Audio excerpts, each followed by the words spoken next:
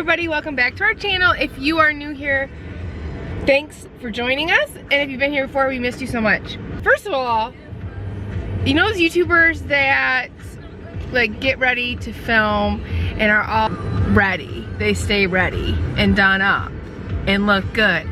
We ain't it, fam. We ain't it. We love those people. We watch those people, we subscribe to those people, and we appreciate those people. We are not those people. I just got done working out. Chris just got out of work and is meeting me at the grocery store, and today we're gonna show you what we eat when we are bulking, Chris, and when we're cutting, me. So we're gonna take you grocery shopping with us, with our masks, because quarantine. We usually eat a lot of the same stuff, but especially during this time at home, the extra time, I've been being very creative in the kitchen. So I'm gonna share with you some staples, some nutrient facts of what we consume, and without further ado, we are going grocery shopping. We'll see you soon.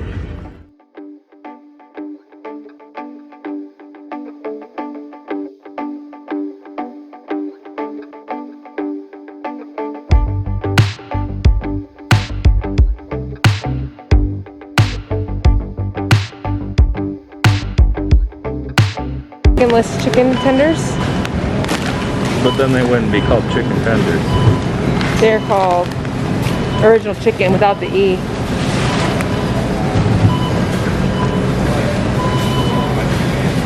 How did we do, baby? Did we do good?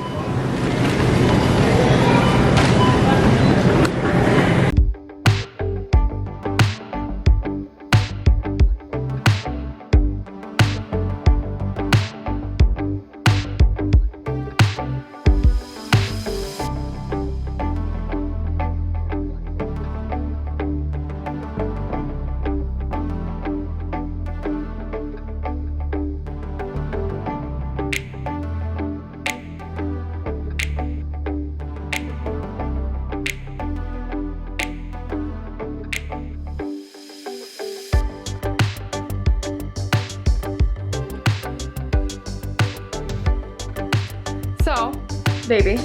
Oh, hey! So we have groceries for how long? Probably a week and a half? About 3 days for me. 3 days for him. So on average, how many calories do you think you eat a day, Chris? I'm roughly 3,900 to 4,000 calories a day. For myself, I eat about 6 meals a day. And if you're trying to bulk, and you know, obviously this differs for everybody. I'm roughly 240 pounds right now, and I'm trying to get up to about 250. So right now I eat about 4 to 6 meals a day. Each meal is about 200 grams of carbs, and I get about 6 to 8 ounces of protein or meat, and then some veggies on the side. I have a fast metabolism. I try to stay on the high side as far as fat, actually. Around 80 grams of fat. Okay. So he eats obviously a buttload of carbs, which I do not. And the majority of his carbohydrates comes from rice, tortilla wraps, oats. And bread. Yeah, and wheat bread. Yeah, wheat bread. Complex carbs. So obviously there's a difference between his and my diet. So I eat probably less than half of what he eats.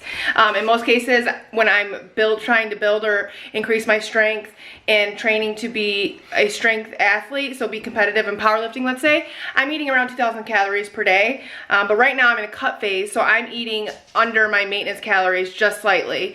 So I'm only eating about 5% under my maintenance calories, and then on top of that, obviously exercise. A lot of people have a misconception that they have to cut their calories drastically in order to see results, and that's not the case. Well, all you have to do is be in a caloric deficit, which is under what your maintenance calories are. So you're burning more than you're taking in, but people don't realize how many calories they actually burn while they're at rest. I burn 15-ish 100 calories per day without exercising, just doing my regular day-to-day activities. So we both eat ample protein. Obviously, we both are athletes. And we do train, so we eat ample protein. I always recommend for my clients trying to build muscle that they eat 0.8 to 1 gram of protein per pound of body weight in protein. And then your carbs all depends on what you are working towards? What's your goal?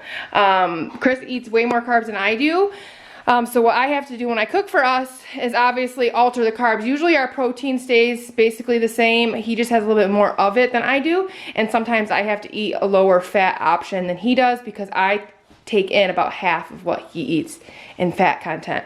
So when he would eat, let's say for tortillas, white tortillas, I probably would have a rice cake instead, or maybe a lower carb tortilla. See, rice cakes only have 7 grams of carbs per cake. And then I also eat extreme wellness wraps. And these, in comparison to the regular white flour tortillas, is only 15 grams of carbs per, instead of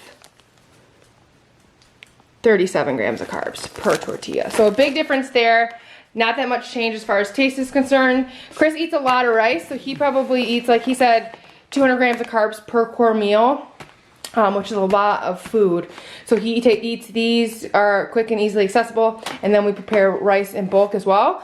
Me, just for psychological purposes, I have to steer away from a lot of chicken breasts. I think from being on prep last year, I kind of turned me off from eating a bunch of chicken breasts. So I like to eat a lot of variation of protein, whether that's, you know, a turkey breakfast meat, or I usually eat 1 or 2 plant-based options per week, just because that's my preference. And then I like ground meat a lot better than chicken breast because I just can't handle a lot of that texture. As far as sweets are concerned, we both have a sweet tooth, so we always get yogurt. Yogurt is very versatile. You can put fruit in there, you can put dark chocolate pieces in there. So we always eat yogurt, and then usually a healthier option for ice cream as well. And then I always get some items where I can use to make a new healthy version of one of my favorite recipes, especially when I'm having crazy sweet cravings. So this week I'm going to make banana pudding, a variation of that. So that is some of our staples. We do spend between $175 to $250 per week, and that's for both of us eating a lot of food. And the biggest thing is that you want to make sure that you're having a majority of nutrient-dense options. That doesn't say that you can't treat yourself once in a while. It's just that you are looking to a nutrient-dense option more oftentimes than you are not. So before my workouts, I try to get in roughly 30 grams of carbs, usually a simple carb, around 45 minutes to an hour before my workout, and probably about 10 or 15 grams of protein, so nothing too big, something like a peanut butter and jelly sandwich. And then actually it'd be the same post-workout as well, except maybe a little sooner, like 30 minutes right after my workout. And that would be a simple carb as well, just, you know, I have different types of blends of protein shakes and protein so that they absorb into the muscle faster. And then the most important meal is that meal that's after your post-workout snack. Should be a fairly good sized meal, and that's like the most important meal of the day. Yeah, if you're an athlete trying to gain weight like I am in the bulking state, off season like I'm in right now, I eat about 2 cups of oats before bed every night. Which is quite a lot. Most people would get very bloated from that, but my metabolism is so fast, I honestly usually end up waking up much lighter than what I go to bed. So, but it helps me maintain, and it helps me. And also, essentially, when he eats those oatmeal, since it is a slow digesting complex carbohydrate, he's basically feeding his muscles while he rests. And really, rest is more important than the actual training, because that is when your muscles grow and repair themselves, is when you're sleeping. So that is why he does that.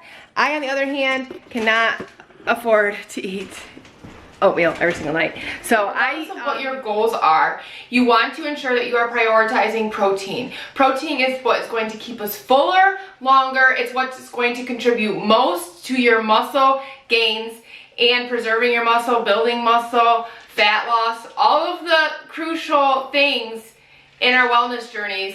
Protein is the most important. As far as carbohydrates, me nor my clients execute a keto diet. That is the exception to what I'm about to say. If you're keto, that's fine. But most cases, I recommend 30 to up towards of 45% of your calories should come from carbohydrate intake. And if you can, focus on spreading those carbohydrates out around your workout, okay? And then your fat intake all depends on what your goals are.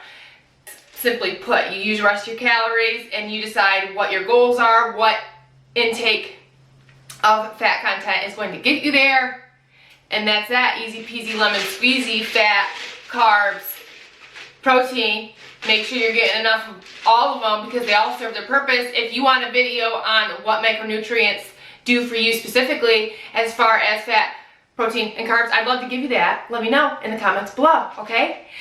So right now, I just decreased my calories. I was in a slight caloric deficit, and now I'm in a slightly higher caloric deficit, okay? A little bit hungry. Okay, so that's where we're at. Right now, Chris is eating upwards of 4,000 calories a day, between 3,000 and 4,000 calories a day. I'm eating less than 1,800, between 1,500 and 1,800 every day. Okay, I was used to eating upwards of 2,500, so I am definitely in cut mode. We are cutting, we are shredding, we are slicing and dicing and getting shreddy teddy for the summer. My traps stay ready, you know what I mean? So that's what I'm eating to cut. I'm being very conservative with my carbs. I don't have as much as I did before, so I gotta be smart, okay? Creativity, okay? That's what I recommend. Keep it fun, keep it fresh, keep it funky, okay? Not funky because nobody wants funky to describe their diet. But if you have lowered your calories and you are trying to cut some weight, be creative, okay? Rice cakes, low carb wraps, okay?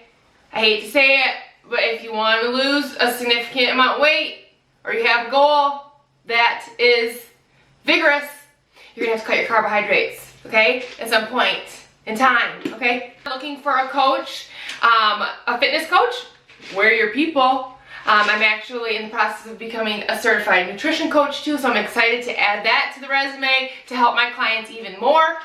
We offer coaching services for both lifestyle clients. If you're just looking to get healthier and more athletic and more functional, we can help you with that. Or we also coach competitive clients looking to step on stage, okay? Whatever your goal may be, me and Remy will help you get there. She's even wearing Atlas Fitness colors, okay? So if you guys want to see a video on how to calculate your own macronutrients, what you need to do to find out what you need to eat in order to reach your goals, I would love to provide that for you. Make sure you are subscribed, hit the subscribe button, because next week we're starting a strength building series. I'm really excited. I'm going to share with you guys where my strength is at in terms of my squat and what we're going to do together to increase our 1 rep max. We're going to do it together. So if you want to improve your squat, if you want to be better at opening up your hips, be stronger in your trunk, and move those legs, have more powerful lower body. See you guys next week.